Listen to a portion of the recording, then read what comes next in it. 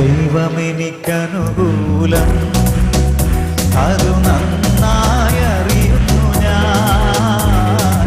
ദൈവമെനിക്കനുകൂലം അതു നന്നായി അറിയുന്നു ഞാൻ. ദൈവമനുകൂലമെങ്കിൽ ആരെനിക്കെതിരായിടും? ദൈവമനുകൂലമെങ്കിൽ ആരെനിക്കെതിരായിടും? പരീക്ഷ എന്റെ ദൈവം അനുവദിച്ചാൽ പരിഹാരം എനിക്കായി കരുതിയിട്ടുണ്ട്.